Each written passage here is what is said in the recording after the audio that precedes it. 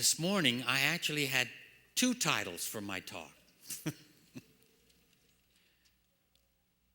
And what's interesting is I got the title over 2 weeks ago. And I thought, that's strange. The Spirit never gives me anything ahead of time. It's always just when it is needed. But in the middle of the night, I heard this, and I woke up because I heard it. And I heard, Lords of the Earth. I thought, you got it, you're catching it, aren't you? Lords of the Earth. And I thought, well, maybe I'm supposed to write a new book. Because that sounds like a title for a new book. Lords of the Earth.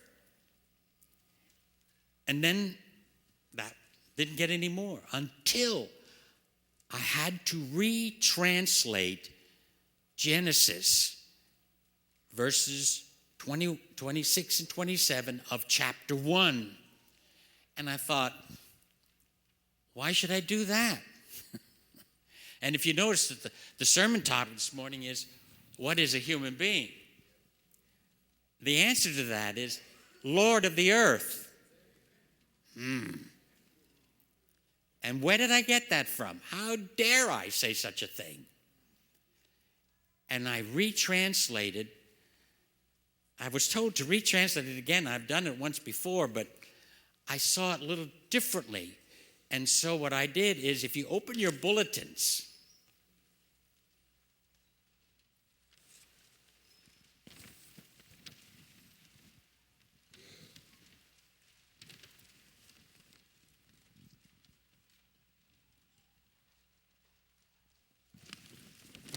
well, you know I don't like to stay up here.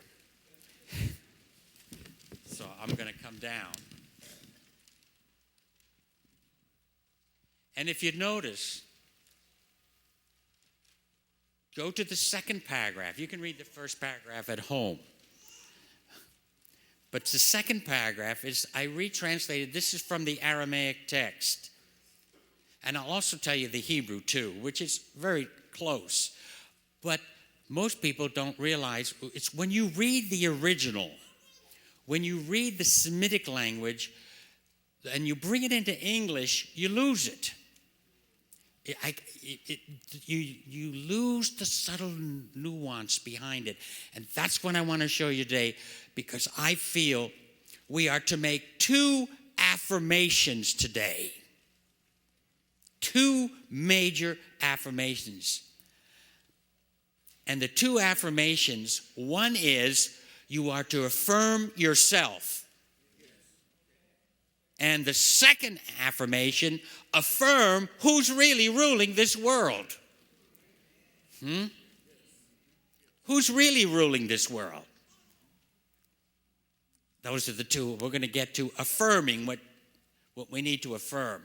And you're to keep it steady regardless of what happens or what you see. We do not go by outward circumstances or the changes that occur in any way, shape, or form, because you see differently, you think differently, you have a different perception of life, of God, and the universe. And that's what you need to affirm when you affirm yourself, when you affirm your true self. Now let's get to it. When this was written, now I can only tell you what scholars say. They really can't prove it, but everyone always talks as if it can be proved. They believe that this was written in the 6th century BCE or BC. 6th century. That's when Israelites were captive in Chaldea, which you normally know as Babylon. They were in captivity. And the ruler of the world was conquering the world and had conquered the last bit of Israel that was left, which was only 2 tribes, which was Judah and Benjamin. The Assyrians had already taken the northern kingdoms, gone. And here, this writer was inspired to see the real meaning of creation and the real role of humanity in this world, though rulers didn't see it that way. Okay? And thank God you're not living then. How would you like to be living in a world where one man conquered the world and one man was the ruler of the world? Huh?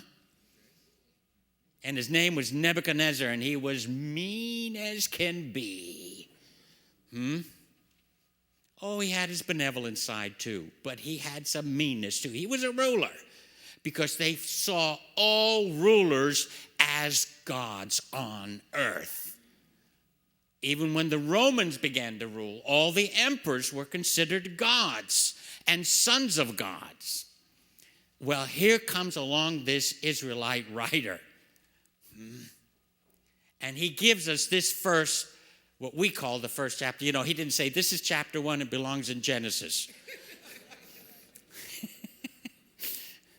He didn't say that at all. He had an insight because he knew what the other cosmologies and other creation stories. You see, when we read the first chapter of Genesis, if you read it at all, which most people are familiar with it because we all know the story of Adam and Eve. We know the story of creation and how God did it in 6 days and then rested on the seventh, etc. All that. But we don't get it. Why don't we get it? Because we don't see it in its Mesopotamian, ancient Beth Nacharain setting. We don't see it in its setting. And as a result of not seeing in its setting, we don't get the full impact of it. We can't, because it's not even taught in churches, not even taught in Sunday schools, not taught anywhere. You have to go to universities or you have to research it.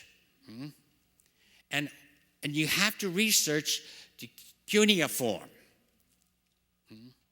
Well, you know what they are? They are the clay tablets. And why it's called cuneiform is because it's wedge-shaped letters. They're like wedges. And they were able to decode it. And when they did, they discovered all these different stories of creation. These were in existence before this one was written. And what we call, you have to understand it, there's what we call common motif. In other words, everyone in the ancient world believed a certain way. They all used the number 7. And that's why 7 is so predominant in the Bible. And they also, should I tell you a little more about this? Okay. And you think the writer here, what he does is something utterly amazing. This is why he only uses the word God or the word Allah or Elohim. And the reason he uses that, he uses no name. There is no specific name of God. Not until you get the Adam and Eve story. Then you get Elohim. They say Adonai. But it's really Elohim, Yahweh. And which is a name. Yahweh is a name. Elohim simply means God, deity. No name. A nameless deity means a mystery intelligence. Yes. A mystery intelligence. That's what you got to get, a mystery intelligence. And here the writer, oh, there's so much more I want to tell you, but I'm limited in the time. It says here, then God said, let us make humanity in our image as our resemblance. Humanity. Okay. If you're reading Hebrew, it just says Adam. Adam, which we say Adam. Adam. Adam comes from the word Adamah. Adamah. That's how you say it in Hebrew. Or as we would say it in English, Adama. And if any of you ever saw the show Battlestar Galactica,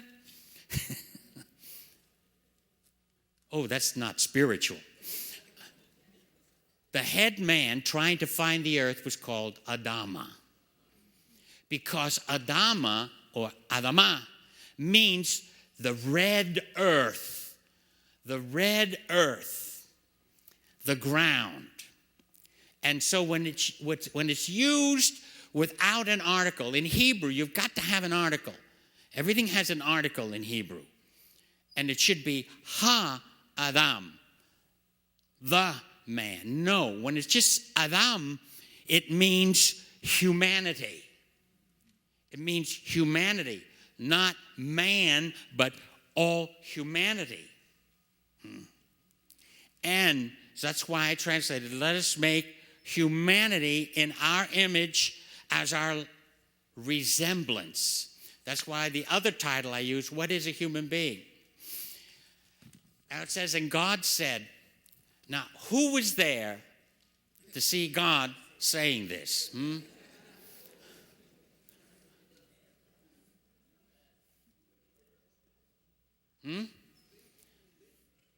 No one.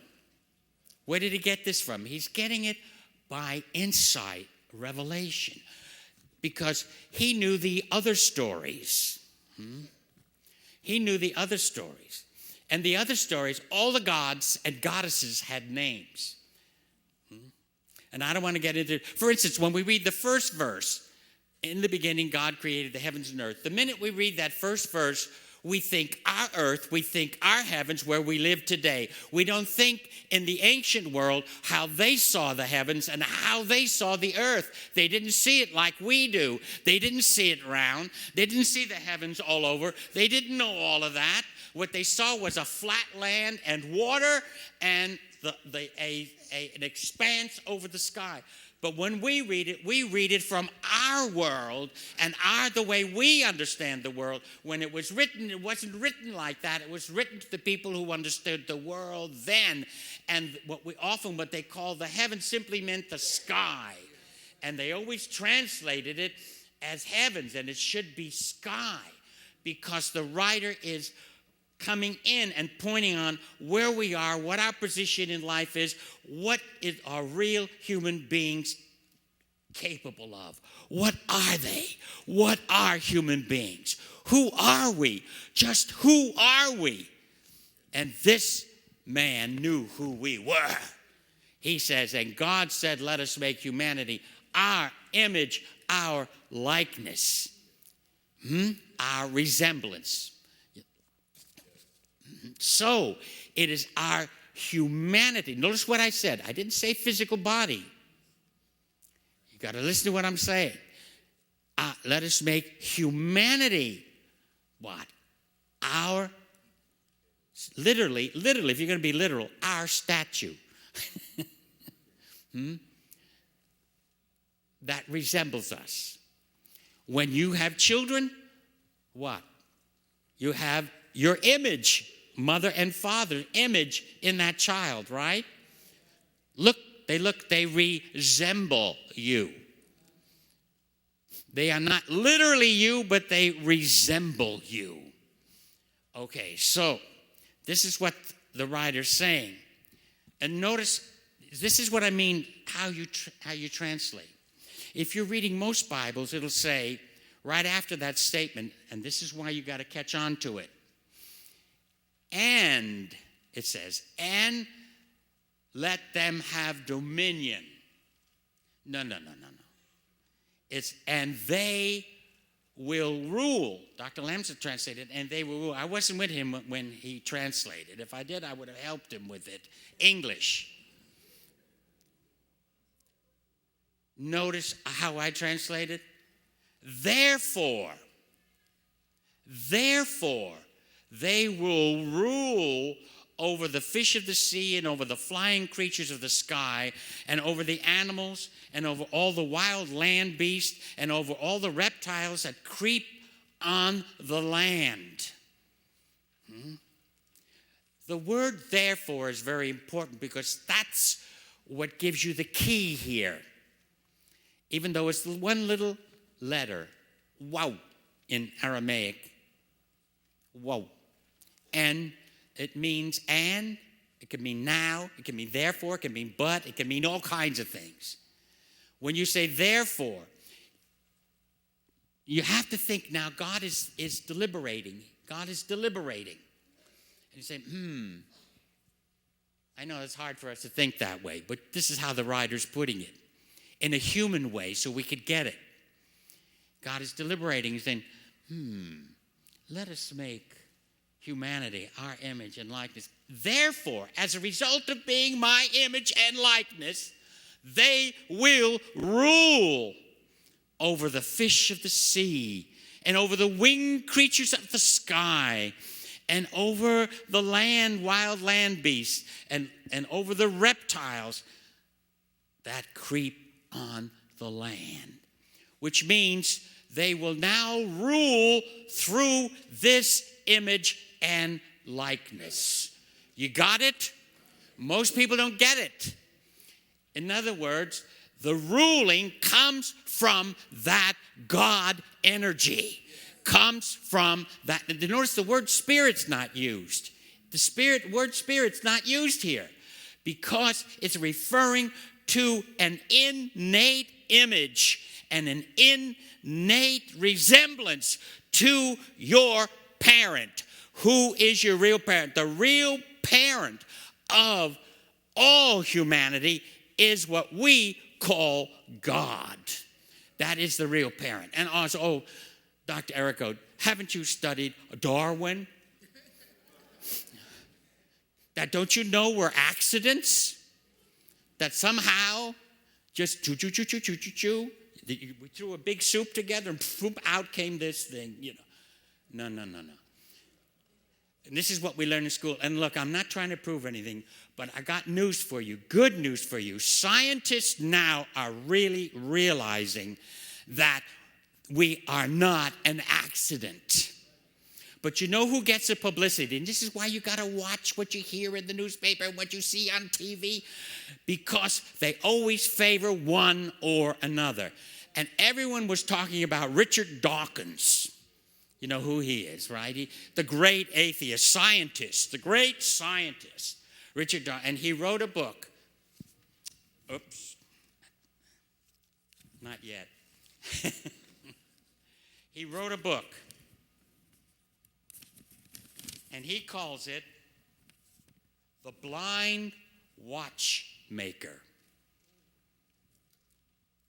Why the evidence of evolution reveals a universe without a design. And his book got published. He was a great atheist, and still is alive today. Okay? There's another atheist. How come we don't hear him? There's another atheist. His name is Thomas Nagel. Thomas Nagel. He wrote a book, Mind and Cosmos. Mind and Cosmos. Why the materialist, neo-Darwinian concept of nature is almost certainly false. And more scientists are waking up to this, coming to it because they're examining more and more. They said there cannot be an accident because everything, in other words, there is intelligence in everything. So what we call God is really a hidden intelligence. It has no name. You know why most people we have atheists? Because they object to the Bible. They don't understand the Bible. They don't follow because many of them make them fairy tales. They're not fairy tales. You have to understand what the writer is saying here. Of course, no one was there when God was creating. But he's saying, I'm telling you something different about humankind.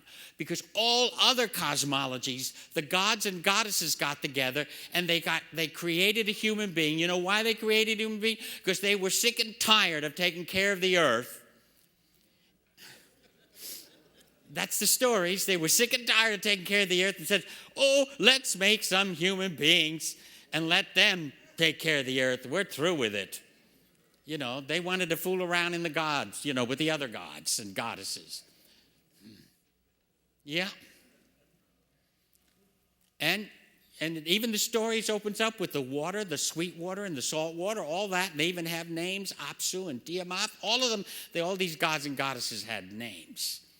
And here it just said, no, this intelligence created the heavens and the earth. It's the first time we have the birth of true reason. That there's a power in everything, in the plant. There's an intelligence in the plant. There's an intelligence in our cells. There's an intelligence in the molecular structure of the entire universe. There is intelligence everywhere. Well, where is that? If you have intelligence, what do you have? You have design. You have design. And what are we designed for? What? Therefore, let them rule over. Rule over. The word there in Aramaic is S-H-L-A-T. That's the root. S-H-L-A-T. And it means to have authority. To have authority, to rule over. But the ruling comes through that image and resemblance. That's what people don't get. We keep separating it, but the ruling comes through this image and likeness. So it says, so God, notice it doesn't use the word make. You got to pay attention to why the words change. Because God is having a thought. Let us make. Now it's no longer. Now it's action. So God created. And that word create in Aramaic is B-R-A. Bra. Bra. In Hebrew, bara. Same word. Just they pronounce it differently. It's the root is B-R. We say bra or bara. And we use the word create. But let me tell you, we use an English word, create, for everything. We create things, we do things, But this word in Hebrew and in Aramaic is only used of God. It's only used of God, not what we do. So what he's saying is, and this rabbi gave it a different word. I wish I could say I could translate it. That's why I didn't use it. I used the same word we always use, create. He used the word godded. Because it's an energy coming from this intelligence. From this intelligence. So it's an impartation of intelligence into intelligence. You get it? So you could say, so God godded. Now we have something different in Hebrew. It doesn't say Adam. It says Eth ha-Adam. Eth ah-Adam. Which means this is something so powerful, so creative, so different. The first one was humanity. In Aramaic, the word there in the 26th verse is nasha. They didn't even use Adam. They used nasha to show it's this breathing intelligence. Breathing intelligence. That's why nasha is used. But when here, it goes back, in Aramaic, it goes back to the word Adam. Because it's so strong in Hebrew, Eth ha-Adam, because of the red earth, this earthling, it is so powerful that the intelligence will divide in two and become male, female. Now get this. Hold on, women. Hold on.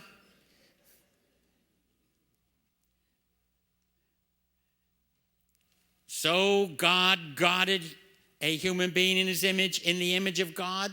Don't worry about the plurality. It's just the way of speaking in the Near East. It's called plural of deliberation in the 26th verse. And in the 27th verse here, notice it's no longer plural. So God created a human being in his image. In the image of God, he created him, male and female, he created them. It had to use, I didn't want to use it. I just used him. And because this creation, this human being, split in two and became male and female. That's why it's them. So it says, then God what? Blessed what? What? What? Them. Male and female. In other words, no difference. No difference. We have a difference because of anatomically we're different, so we can produce offspring. Okay. Be fruitful, increase, fill the land. Fill the land. Now remember, this was written a very, very long time ago. We have overfilled the land.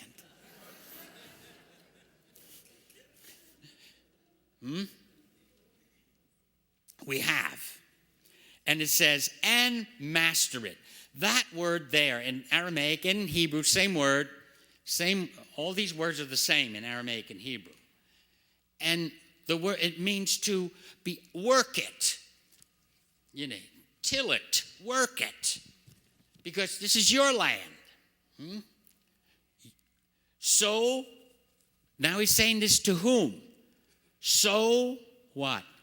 Rule over the fish of the sea and over the flying creatures of the sky and over the wild land beasts and over, notice the difference here, all living things that move on the land. That's different from what you'd normally find. Okay, why? Notice it says, so rule over. To whom is he speaking? Male, female. In other words, the authority and the power and the ruling is equal. It is absolutely equal, not one above the other or inferior, nothing. It is, we are equal. In other words, a woman has just as much ruling power and authority as a man, and no difference. It is culture. It is culture that created a divide and made woman inferior. That's what you got to understand. But the original thing, we all work from the same premise, from our godhood, from our image and likeness of God. We are children of God. We are male and female of God. Know who you are today. And don't be worried about who's ruling. Oh, who's ruling the United States? Ooh. I'll tell you who's ruling the United States. Our God is ruling here. Our God is here. Not anyone in any presidential office. I don't care if it's a man or a woman or who. It is who is really there. And wake up to who you are. You realize you have the power. You have the image and likeness of God. You are the rulers of the earth. He gave us that authority. The ancient gods didn't. Just take care of it. We're through with it. Not this. I put in you what you need to rule. To have authority. That's what you affirm. When you affirm yourself, when you affirm the goodness that's in you, when you affirm the health that's in you, you are affirming the image and likeness of God that God gave you from the very beginning. And just imagine, when he wrote this, Nebuchadnezzar was ruling the world. And he made sure he took the best of the Israelites, and the rest had to stay in camps. And there was another priest prophet by the name of Ezekiel. And in this camp, he was getting visions from God. Here they are, prisoners. Here they are, all that. But he was seeing a new temple. He was seeing a new life. He was seeing something totally different from everyone else. And at that time, when Ezekiel was there, all Judah hadn't been conquered yet.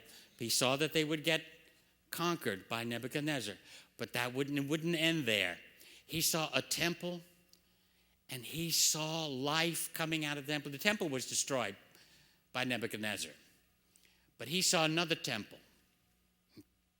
And he saw something coming out. He saw water coming out from the temple. And it got ankle deep. Then it got knee deep. Then it got to his waist. And water is always symbolic of truth. Always. Even though things look destructive, lost. I mean, how would you like to have your temple turned down? Or we say churches torn up or things taken away, all that gone completely. Yet Ezekiel saw something else. Why? Because the image of God in him was stronger than any outward appearance. Stronger than anything than people can produce on this earth. So he saw the temple of God rising, and he saw the truth of God in the midst of it. You know, listen, I've been getting phone calls and I've been getting all kinds of things. People are really worried and scared. And I said, you're forgetting who you are. You're forgetting who you are. Listen to me. You're forgetting who you are. I don't care what happens on the outside. Realize who you are. You are the lords of the earth. You are the Lord of your earth. Your mind has power over all things, including things in your body that go wrong, right? You have power. You think it's the doctor? No, it's not. It's you. It's you. Only you can work with that. You have that power. We were given that. Just think, everything God did. That's what I love about this first story. It is so simple.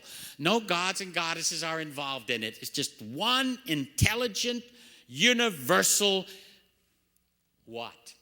We don't know. We call it God. God is just a word. It's a symbol to explain something we cannot explain. Exactly. We cannot. But it's an intelligence. And if you want a good book, by the way, get this one called Undeniable. Undeniable by Dr. Axe.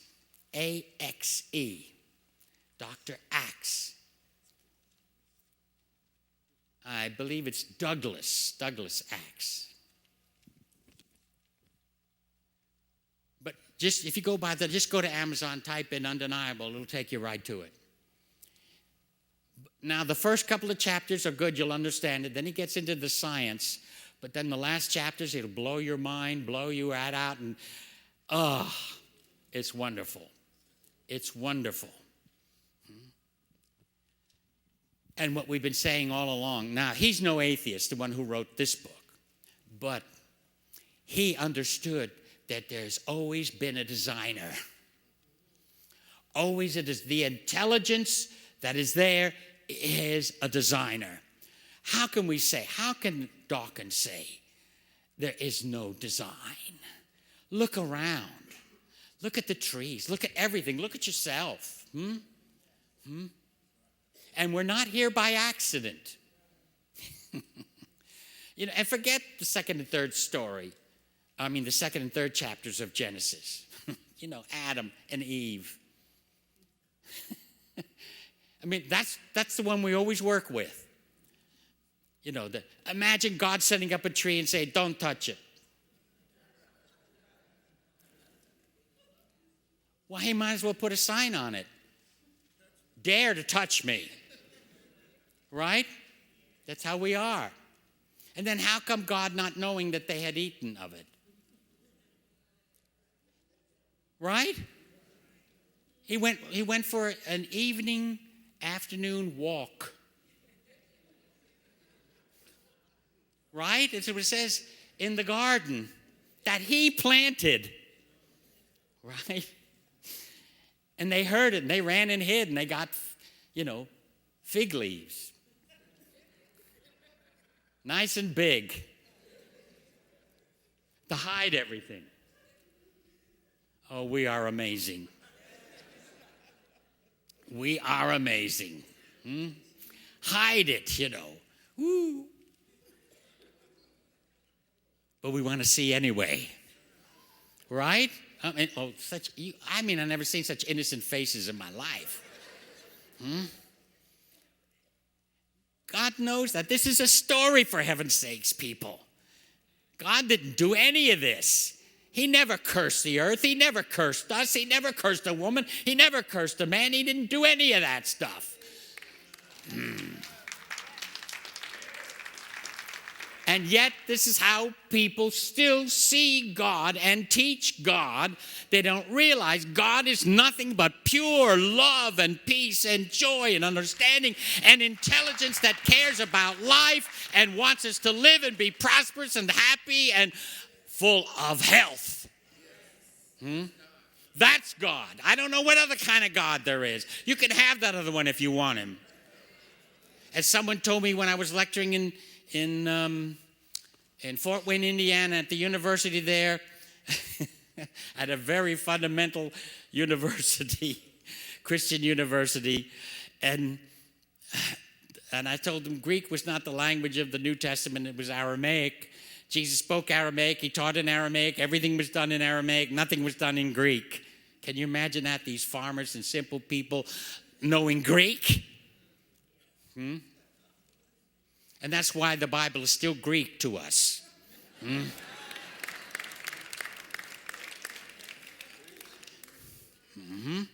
Because we don't understand it from the simple way in which it was written and from the culture and the background. And that's what has cursed us. And we created all these ridiculous doctrines and dogmas and things that have imprisoned us instead of us seeing the true, simple truth of the scriptures that enlighten us, wake us up, and show us who we are, what we are, and that there's only one power and one presence and one authority in the earth, and that is the living God of all humanity.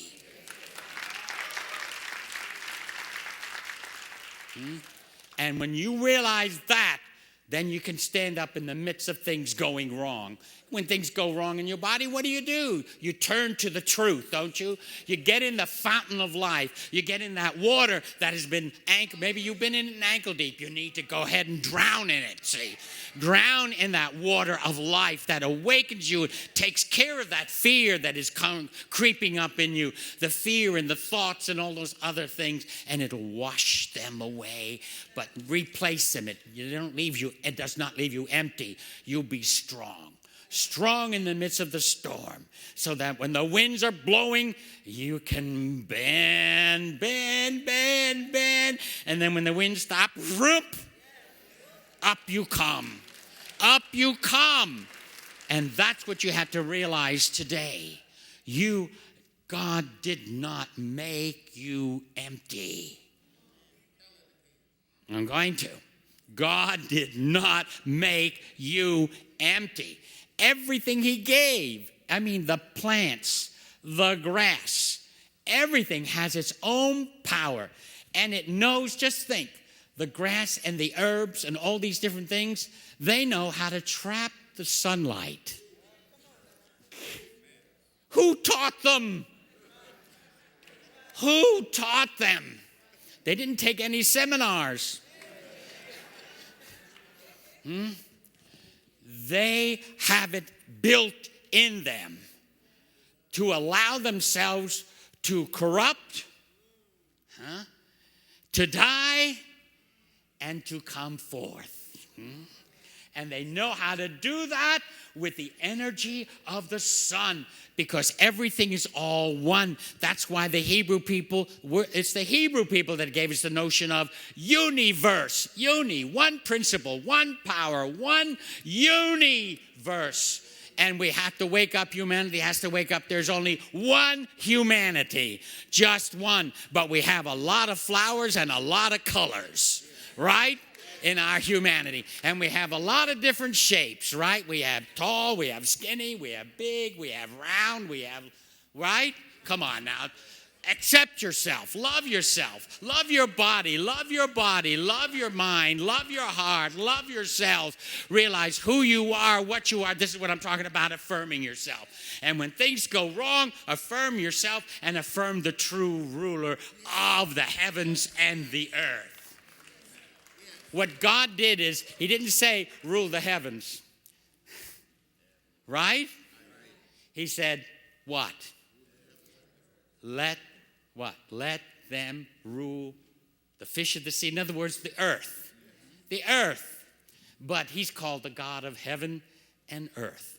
That's what Abraham always called him that. The God of heaven and earth. But this God shared his ruling power with the human beings. Whereas all the other gods and goddesses, they didn't. They said, you just be our slaves. God doesn't want slaves. God wants co-workers. Co-workers. That's why he said, and they will rule. Because they are my image and my likeness. And they will rule over the earth. Don't be fooled by what you see on TV, what you read in the newspaper, what you find on Facebook, or Twitter, or don't be fooled by silly, stupid words that people who don't realize who they are. They don't realize who they are, and they write this silly stuff and put it in the news and put it on the Facebook and put it on Twitter and put it all that. They're coming from another direction. We don't come from that direction. We come from a realization of who we are, what we are, who created us, who guided us. Who guided us, right? And that's where we stand today. So you can stand up. Come on now. Come on. We're facing a new age every time we get a new president. And it takes the same guts, whoever is in office. Whoever's in office, you have got to come from here. You got to come from here. And listen, when God, let me tell you something. Adam and Eve, okay? I said, God didn't do that, set up a garden and all that. This idea of us coming from clay, that's not new. That was already done in the wedge writing clay tablets. In the story, it tells you how creation was made. The gods got together, they deliberated.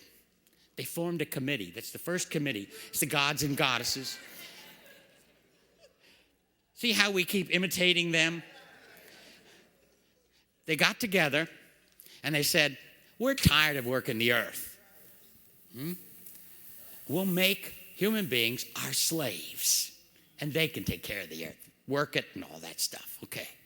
So they called a goddess. And you know what the goddess's name was? Mommy.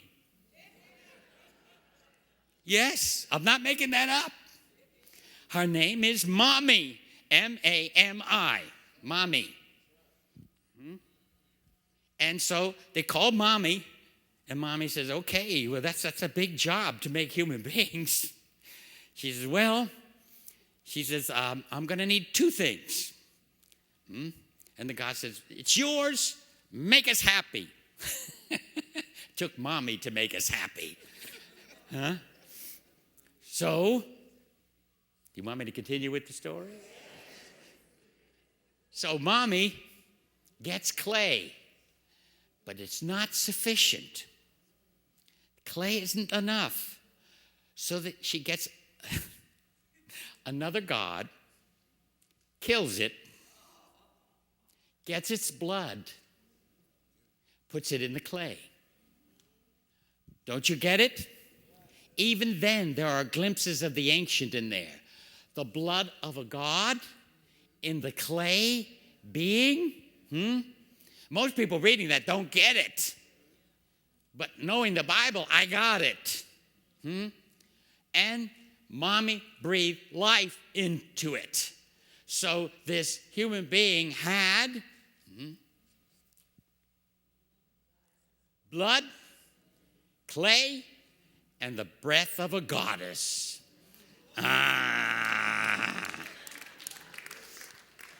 See, only the women clapped on that one.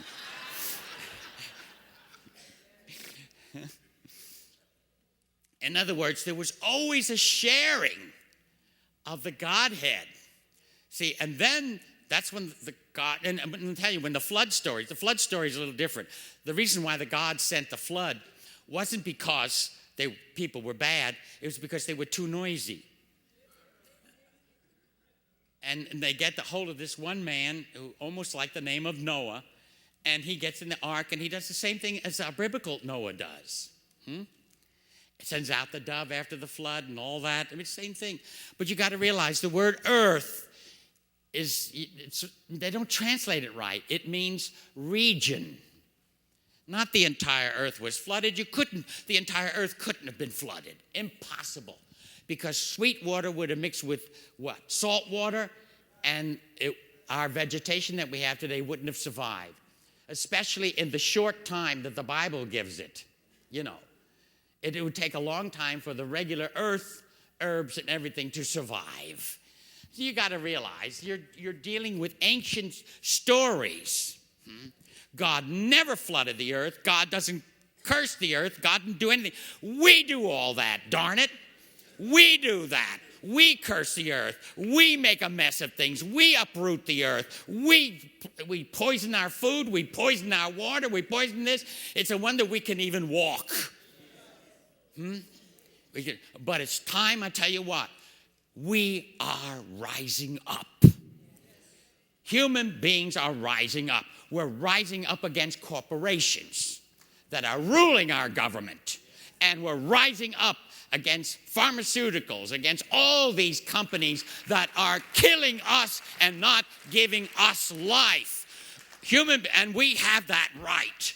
We have that right. We have that right to boycott our poison food. Don't buy it. Don't eat it. When you go to the grocery store, ask your manager, is this GMO or is it real food? Have you GMO'd it? Because you don't realize it, but you're eating food that is poisoning your system. And it's time we wake up and stand up. We're going to stand up to these big organizations. They have the money, but we've got the power. We've got the authority. It's we human beings that have the authority, not those in the upper echelon because they got the money.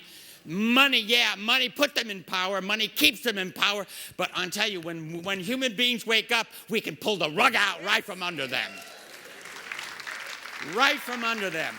And we can demand food and stuff that feeds our body, nourishes our cells, and takes care of us.